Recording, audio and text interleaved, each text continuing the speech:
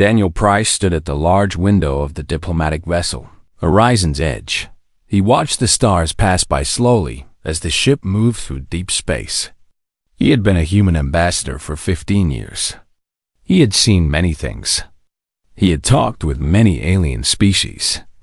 He believed that words could solve any problem. Today was supposed to be a simple day. He was going to meet with representatives of the Galactic Council. They would talk about trade. They would sign some papers. Then he would go home to Earth. The meeting room was large and cold. The walls were made of dark metal. A long table sat in the middle of the room. Around the table sat aliens from 5 different species. They had different shapes and colors. Some had scales. Some had fur. Some had no features at all on their smooth faces. Daniel sat at one end of the table. He wore his formal black suit. His gray hair was combed back neatly. His blue eyes looked calm and friendly. He smiled at the alien across from him. "Ambassador Desik," Daniel said warmly. "I hope we can finish our business quickly today. I have a long journey home." Desik was a Krellian. He was tall and thin with gray skin and large black eyes. He did not smile back. Krellians never smiled. "We shall see, Ambassador Price," Desik said. His voice was flat and cold. Daniel noticed something strange. The other aliens in the room kept looking at each other. They seemed nervous. No, not nervous. They seemed excited, like they were waiting for something. Before Daniel could ask what was wrong, every screen in the room turned on by itself. The lights flickered. A loud sound filled the air. "What is happening?" Daniel asked. No one answered him. A face appeared on all the screens. It was a Velthari. The Velthari were the most powerful species in the Galactic Council. They had ruled for thousands of years. This Velthari wore golden robes and a crown of black metal. Daniel recognized him immediately. High Arbiter Zoran, the supreme leader of the Velthari Dominion. "Citizens of the galaxy," Zoran said. His voice was deep and strong. "Today you will witness justice." Daniel felt cold fear in his stomach. Something was very wrong. The image on the screen changed. It showed a massive arena. The arena was filled with people. Human people. Men, women, and children. They stood together in the center of the arena. Soldiers surrounded them. The soldiers held weapons. Daniel stood up from his chair. His heart was beating fast. "What is this?" he demanded. Desik finally looked at him. "This is the will of the Council, Ambassador Price." The screen showed the humans more clearly now. Daniel could see their faces. They were scared. Some were crying. Children held on to their parents. Then Daniel saw a face he knew. A face he loved. Margaret, his younger sister. She stood in the crowd with her husband and 2 small children. Her blonde hair was dirty. Her face was bruised. But she was alive. She was holding her children close to her chest. "No," Daniel whispered. No. High Arbiter Zoran spoke again. "The humans have spread across the galaxy like a disease. They breed too fast. They consume too many resources. They are dangerous to all civilized species. The Galactic Council has voted. Humanity must be contained." Daniel turned to Desik. "What have you done? Those are colonists. They are farmers. They have done nothing wrong." Desik did not move. "The colony of New Providence has been selected for termination. 25,000 humans will die today. This is only the beginning." Daniel ran toward the door. 2 alien guards blocked his path. They pushed him back. He fell to the floor. "You cannot do this!" Daniel screamed. "This is murder! This is genocide!" On the screen, High Arbiter Zoran raised his hand. The soldiers in the arena lifted their weapons. "Let this be a lesson to all species," Zoran said. "Those who defy the natural order will be destroyed. The soldiers opened fire. Daniel watched helplessly as the humans in the arena began to fall. The sound of weapons firing filled the room. People screamed. They tried to run, but there was nowhere to go. The soldiers shot them down one by one. Daniel saw Margaret fall. He saw her children fall beside her. He saw her husband try to protect them with his body. It did not matter. They all died together. 20,000-5,000 humans died in that arena. The killing lasted for 2 hours. The screen showed everything. Every death. Every scream. Every child that fell. When it was over, the arena floor was covered with bodies. Blood ran in rivers toward the drains. Not one human was left alive. Daniel Price sat on the floor of the meeting room. He had stopped screaming a long time ago. His throat was raw. His eyes were empty. His hands shook. The other ambassadors in the room watched him. Some of them laughed quietly. Some nodded with satisfaction. None of them looked away. High Arbiter Zoran appeared on the screen one last time. The human infection will be removed from our galaxy. All human colonies will be cleansed. All human ships will be destroyed. Humanity will submit or humanity will die. The screens went dark. Desic stood up from his chair. He walked over to Daniel and looked down at him. You should accept this judgment, Ambassador Price. Your species is weak. You cannot fight the Council. You cannot win. Surrender now, and perhaps some of your kind will be allowed to live as servants. Daniel did not move for a long moment. He stared at the dark screen where his sister had died, where her children had died, where 25,000 innocent people had been murdered while the galaxy watched. Then slowly, very slowly, Daniel Price stood up. His diplomatic mask was gone. The kind and gentle man who believed in peace was gone. Something new looked out from his blue eyes. Something cold. Something dangerous. He looked at Desic. He looked at all the alien ambassadors in the room. They had watched his people die. They had approved of it. They had planned it. You have made a terrible mistake, Daniel said quietly. Desic laughed. What will you do, human? Send us an angry letter? Make a speech at the assembly? You are nothing. Your species is nothing. Daniel turned and walked toward the door. The guards moved aside this time. Perhaps they saw something in his eyes that scared them. At the door, Daniel stopped. He did not turn around. You think you know what humans are, he said. You think we are weak because we choose peace. You think we are soft because we do not start wars. You are wrong. You have made the worst mistake any species has ever made in the history of this galaxy. He walked through the door. We are coming for all of you, he said. And we will never forget. We will never forgive. And we will never stop. The door closed behind him. In the meeting room, Desic laughed again. But this time, his laughter sounded nervous. None of them understood yet. None of them knew what they had awakened, but they would learn. 3 months passed after the massacre of New Providence.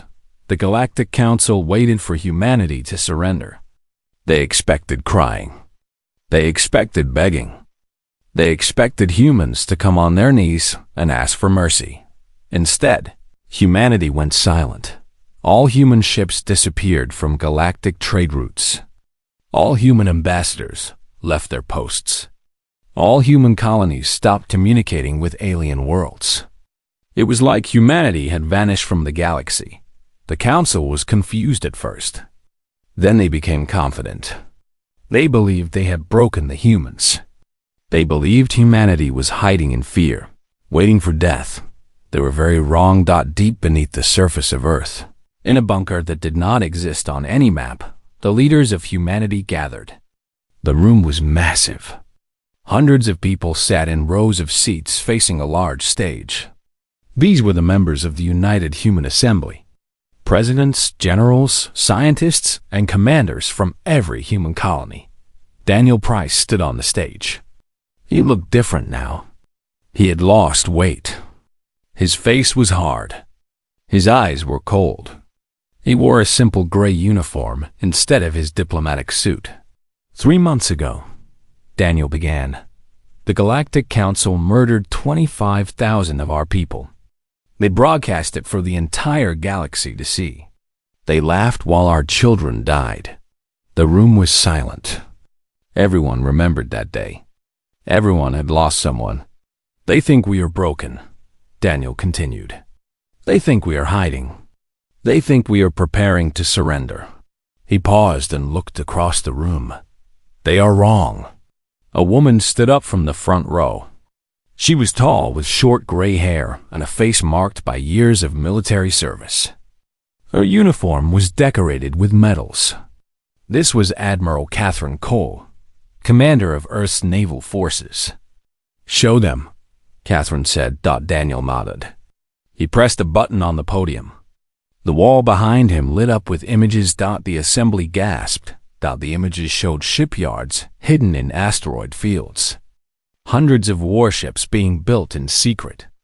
Weapons factories working day and night. Training camps where millions of soldiers prepared for war. For 40 years, Daniel explained, humanity has been preparing for this day. We hoped it would never come. We believed in peace. But we are not stupid. We knew that someday the galaxy might turn against us. So we built. We trained. We prepared. More images appeared. New types of weapons. Faster engines. Stronger shields. Technology that the Council had never seen. Dr. Elizabeth Murray and her team have spent decades developing weapons that the Council cannot imagine, Daniel said. Gravity manipulation. Quantum disruption. Fold space technology that makes our ships faster than anything in the galaxy. A young woman stood up in the crowd. She had red hair and wore a white laboratory coat. Dr. Elizabeth Murray nodded at the assembly. They thought we were behind them in technology, Elizabeth said. We let them think that. The truth is that we passed them 20 years ago. We just never showed them. Catherine Cole walked onto the stage. She stood next to Daniel. I lost my son on New Providence, Catherine said. Her voice was steady, but her hands were tight fists. His name was Christopher. He was 23 years old. He wanted to be a farmer. He wanted a simple life. The Council murdered him because they were afraid of what humans might become. She looked at the assembly. They were right to be afraid. Catherine activated another display. It showed the locations of Council military bases. It showed the political alliances between alien species. It showed supply routes and communication networks. During his years as a diplomat, Ambassador Price gathered intelligence on every species in the Council, Catherine explained. We know their weaknesses. We know their fears. We know exactly how to destroy them. A young man in a naval uniform stood up. He was in his early 30s with dark hair and sharp eyes. Captain Nathan Webb was known as the best tactical mind in the human fleet. My team has developed Operation Reckoning, Nathan said. We have identified every military commander who participated in the massacre. We have located every politician who voted for human extermination. We will find them. We will capture them. And we will bring them to justice. Another man stood up. He was older, with a scarred face and massive shoulders. Sergeant Victor Hawley commanded the human ground forces. Every soldier in my command volunteered for this mission, Victor said. Many of them lost families on New Providence. They are not looking for revenge. They are looking for justice. There is a difference. Daniel stepped forward again. This will not be a war of conquest, he said. We will not become what they are. We will not murder civilians. We will not destroy innocent worlds. We will target only those responsible for the massacre. Military commanders, politicians who voted for genocide. Leaders who ordered the deaths of our people. He paused. But make no mistake, we will be thorough. We will be relentless. And we will not stop until every person responsible for New Providence has answered for their crimes. The assembly was silent for a moment. Then someone in the back stood up. What if they surrender? The person asked. Then we accept their surrender and give them fair trials, Daniel answered. We are not monsters. We are humans. We believe in justice, not slaughter. Catherine nodded. But if they fight us, we will show them no mercy. They showed none to our children. The assembly president, an old woman named Helen Gray, stood up slowly. She had led humanity for 12 years. She had tried everything to prevent this war. But some things could not be prevented. We will vote, Helen said. All in favor of Operation Reckoning? Every hand in the room went up. Every single person voted yes. Helen nodded. Then it is decided. May God forgive us for what we must do. Daniel looked at Catherine, then at Nathan, then at Victor, then at Elizabeth. We have work to do, he said. In the following weeks, humanity prepared for war. Ships that had been hidden for decades were activated. Soldiers who had trained in secret were mobilized. Scientists worked around the clock to finish their weapons. The galaxy still thought humanity was hiding in fear. The galaxy was about to learn the truth. In his private quarters, Daniel Price looked at a photograph. It showed his sister Margaret smiling on a sunny day. Her children were playing in the grass behind her. Her husband was laughing at something she had said. They were all dead now. Murdered by a galaxy that feared humanity. Daniel put the photograph away. He sealed his heart against the pain. There would be time for grief later. Now was the time for action.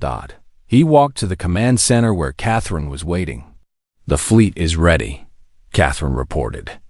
We launch in 12 hours. Daniel nodded. Then let us show them what humanity can do when you take everything from us. Catherine smiled grimly. They wanted to see humans broken. Instead, they will see humans united. They wanted us afraid. Instead, they will learn to fear us. The countdown began. In 12 hours. The galaxy would change forever. And the Council would learn that some mistakes cannot be undone. The Velthari military outpost on Kassar Prime was considered the strongest fortress in the galaxy. It had shields that could stop any weapon. It had defense platforms that could destroy entire fleets. It had been the staging ground for the attack on New Providence. General Morath commanded the outpost. He was a Velthari warrior with 50 years of experience. He had personally ordered his soldiers to kill the human colonists. He had smiled while watching children die. On this morning, General Morath was eating breakfast in his private quarters. He was thinking about his next target. There were many human colonies left to destroy. The Council had given him a list. He would work through it slowly. He enjoyed his work. An alarm suddenly filled the air. Morath jumped up from his seat. He ran to the command center. Officers were shouting and pointing at screens. What is happening? Morath demanded. Ships, General, an officer said. His voice was shaking. Human ships. 60 of them. They appeared from fold space directly above us. Morath laughed. 60 ships? Against our fortress? They must be desperate. Activate all defenses. This will be over in minutes. The defense platforms opened fire. Hundreds of energy beams shot toward the human fleet. They hit nothing. The human ships moved like nothing Morath had ever seen. They were too fast. They dodged between the energy beams like dancers avoiding raindrops. They should not have been able to move like that. No ship in the galaxy could move like that. What is wrong with our targeting systems? Morath screamed. Nothing, General. They are just too fast. The human ships returned fire. Their weapons were different from anything in Council records. green energy pulses that seemed to bend space itself. The first defense platform exploded. Then the second. Then the third. In 4 minutes, every defense platform around Kassar Prime was destroyed. "Raise the shields," Morath ordered. "Full power to all barriers." The fortress shields activated. They glowed blue around the entire outpost. These shields had never been broken. They were the best technology in the galaxy. A single human ship flew toward the shield barrier. It was larger than the others. On its hull was painted a name, Reckoning. The ship fired a single beam of white light. The shield flickered. Then it collapsed. Just like that. Decades of engineering. The greatest defense system ever created. Gone in one shot. Morath stared at his screens in disbelief. "That is impossible," he whispered. Human shuttles began landing across the outpost. Soldiers poured out. They wore black armor and moved with perfect coordination. Sergeant Victor Hawley led the ground assault. His team had one mission: capture the command center and secure all data files. The Velthari soldiers tried to fight back. They outnumbered the humans 5-1. They had better defensive positions. They knew the terrain. None of it mattered. The human soldiers moved through the outpost like ghosts. They worked in perfect teams. When one soldier fired, another was already moving to a new position. When the Velthari tried to retreat, the humans were already waiting for them. In 30 minutes, the command center was surrounded. Victor Hawley kicked down the door. He found General Morath hiding behind his desk. "Please," Morath begged. "I will tell you anything. I will give you anything. Just let me live." Victor grabbed him by the collar and lifted him off the ground. "You murdered children," Victor said. "You laughed while families died. And now you beg for mercy?" Victor wanted to kill him right there. His hands shook with the desire. His wife and daughter had died on New Providence. They had been visiting Margaret Price when the massacre happened. He had watched them die on the broadcast like everyone else. But he had his orders. "You will live," Victor said through clenched teeth. "For now. You will face trial for your crimes. You will answer for every life you took." He threw Morath to the ground and signaled his team. "Secure the prisoner. Download all data files. We want everything." Above the planet, Captain Nathan Webb watched from the bridge of his ship. "Ground team reports success," an officer told him. "The outpost is ours. We have captured General Morath and recovered all intelligence data." Nathan nodded. "Casualties?" 3 wounded. None dead. The entire operation had taken 17 minutes. The most powerful military outpost in the galaxy had fallen in 17 minutes. Nathan opened a communication channel. "Ambassador Price? You may begin your broadcast." Daniel Price stood in the ruins of the Velthari Command Center. Cameras floated around him, transmitting his image across every channel in the galaxy. Every planet, every ship, every station. Everyone would see this. General Morath knelt beside him, his hands bound. "Citizens of the galaxy," Daniel began. 3 months ago, you watched as 25,000 humans were murdered.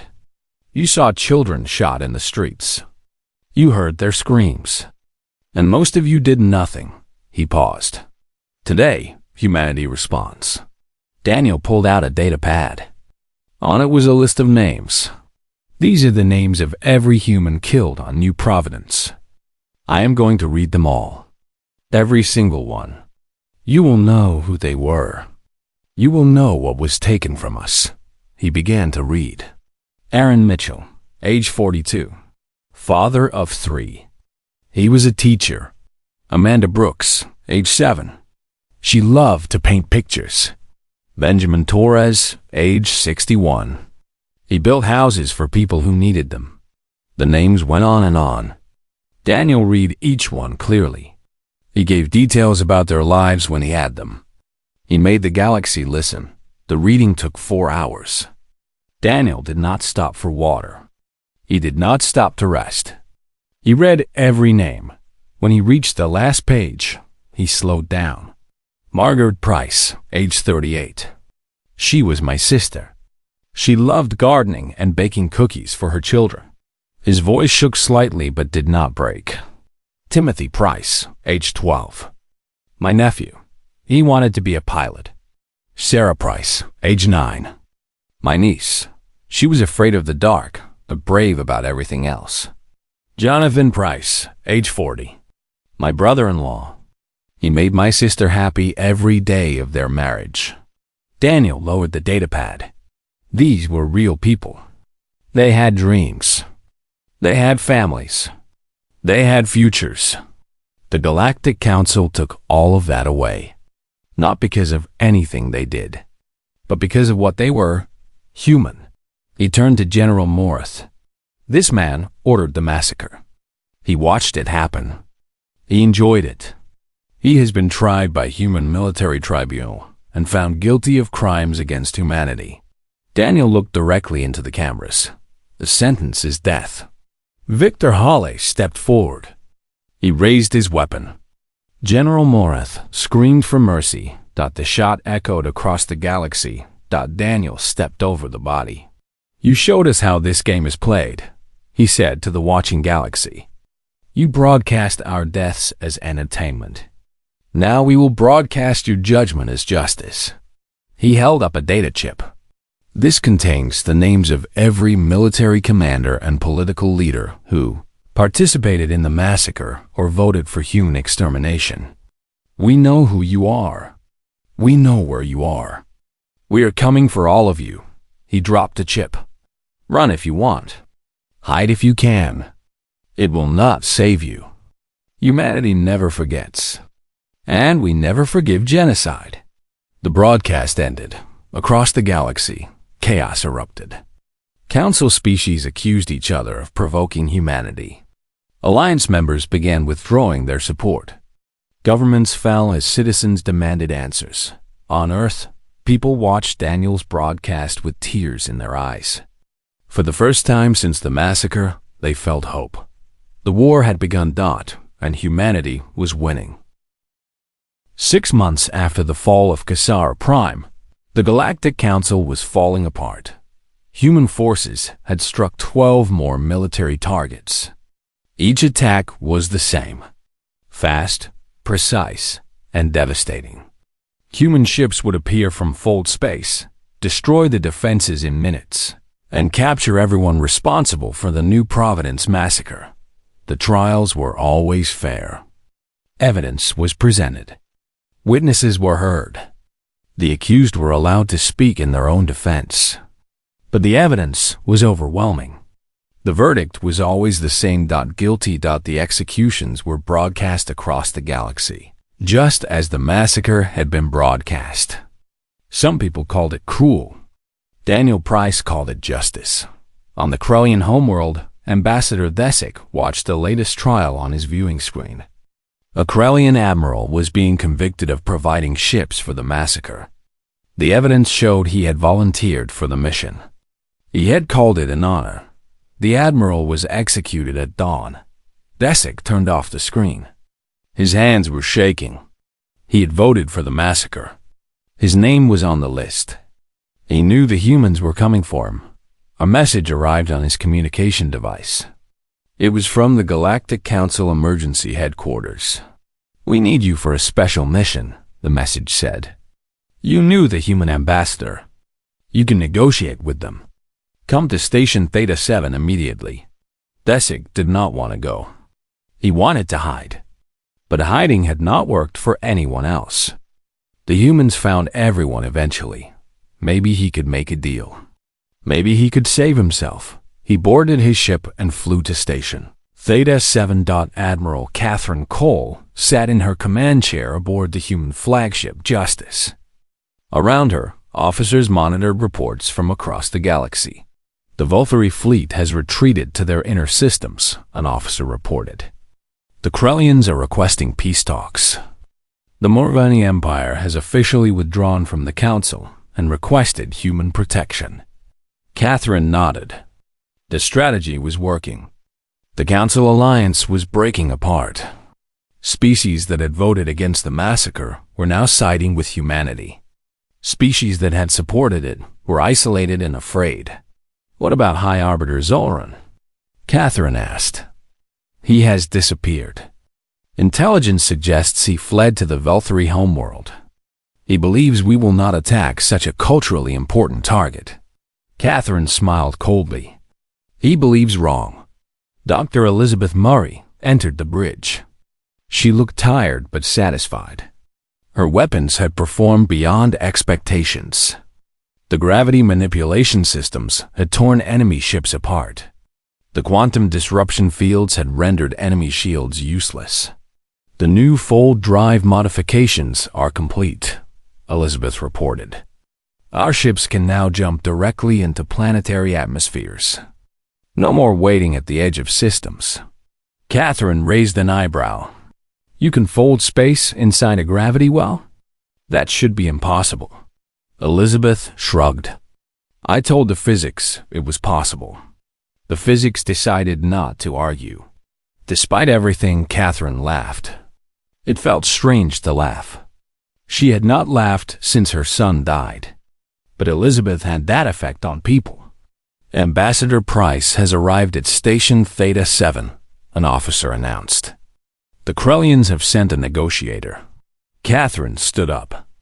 "Let us see what they have to offer." Daniel Price sat alone in a small room on Station Theta 7. The room was bare except for a table and 2 chairs. He waited patiently till the door opened. Ambassador Desic walked in. They looked at each other for a long moment. The last time they had been in a room together, Daniel had watched his sister die.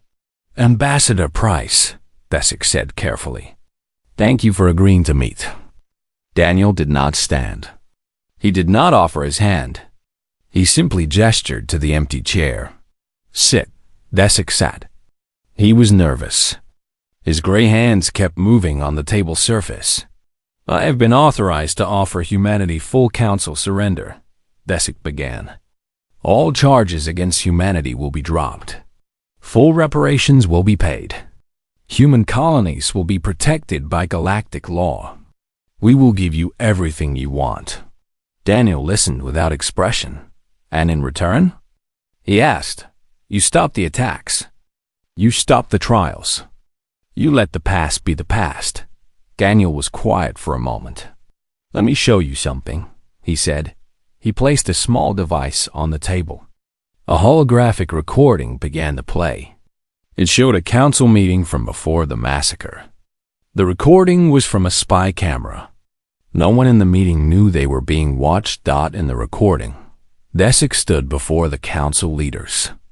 "The humans are too dangerous to ignore," recorded Desic said. "They breed too fast. They adapt too quickly.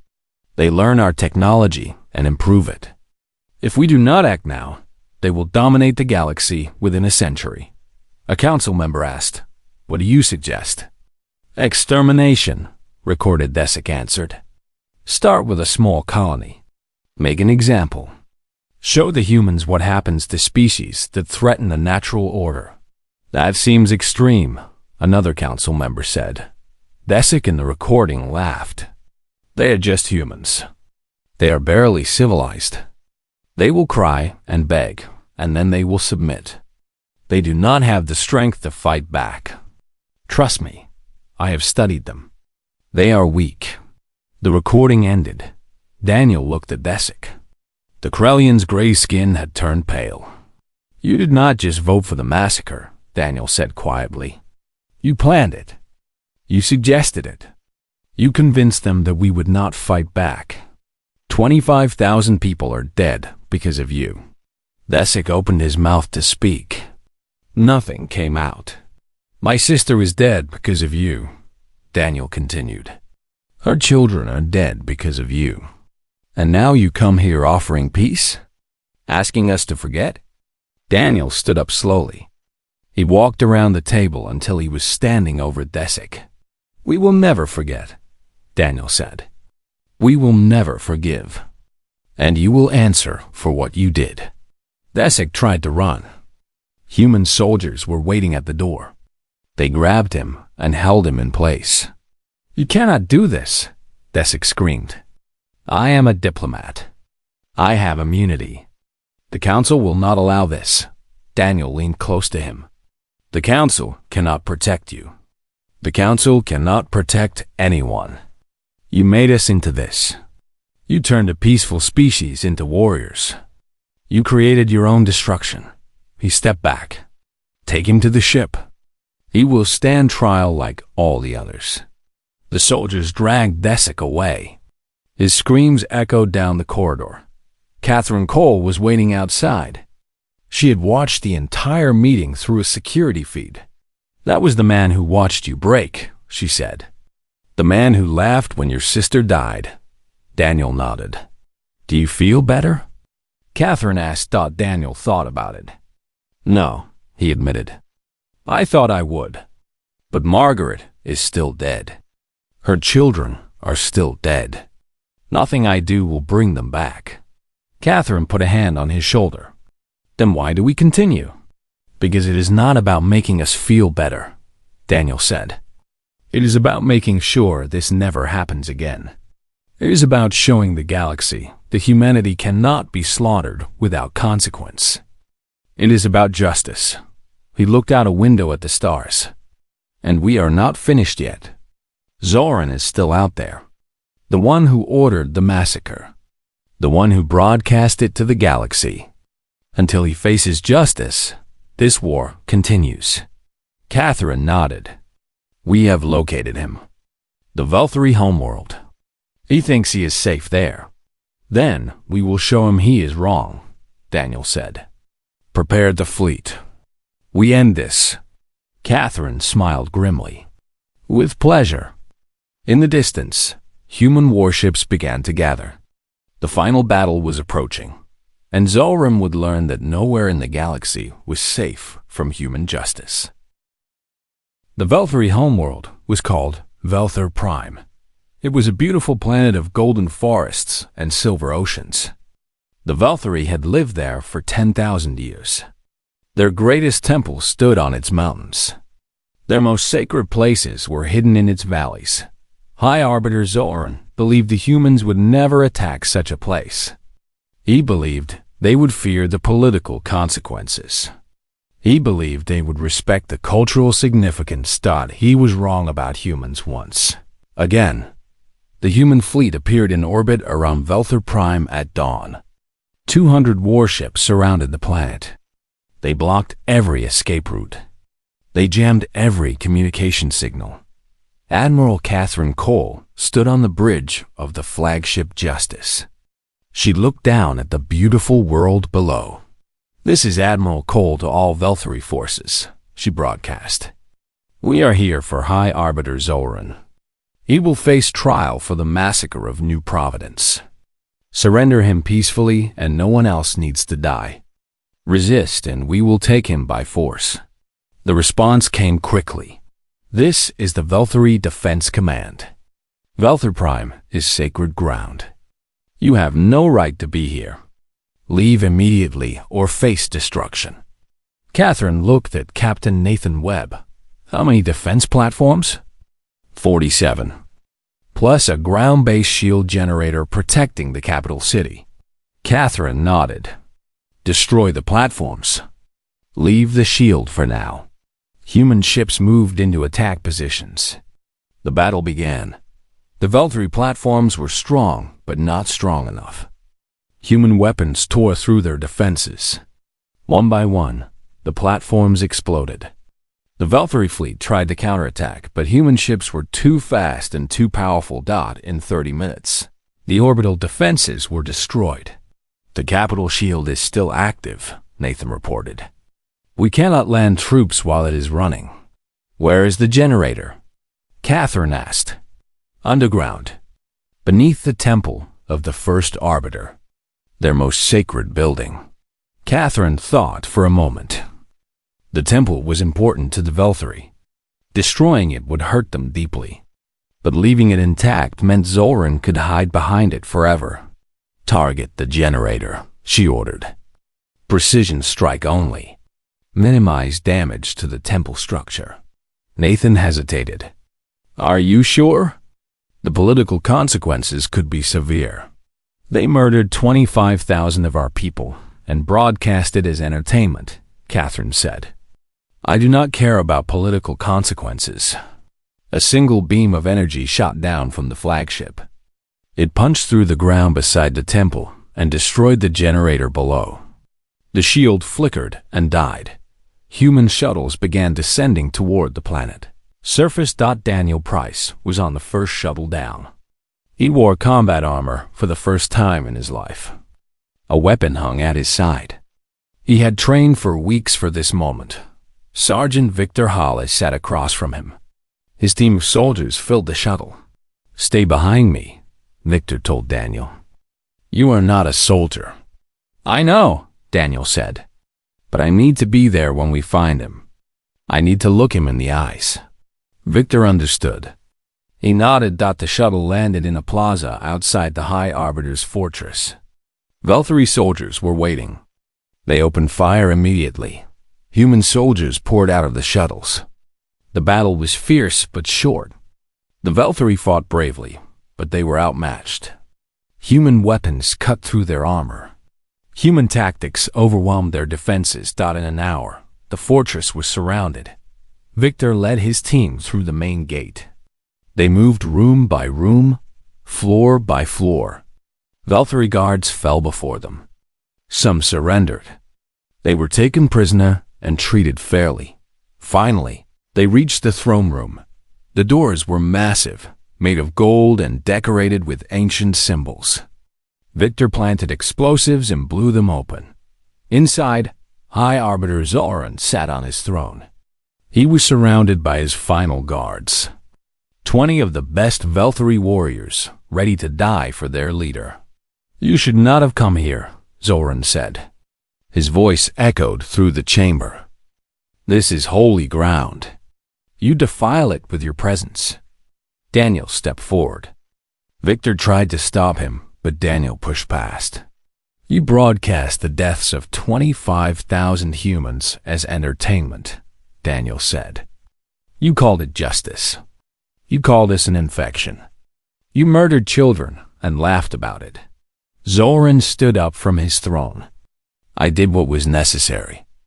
Humans are dangerous. You spread across the galaxy like a disease. You take everything you touch. If we had not acted, you would have consumed us all. We wanted peace, Daniel said. We offered friendship. We traded fairly. We helped when we could. And you repaid us with genocide. Zoran laughed. Peace? Friendship? Those are the words of the weak. The galaxy belongs to the strong. We are strong. You were supposed to be weak. He spread his arms. But I was wrong about you. You are not weak.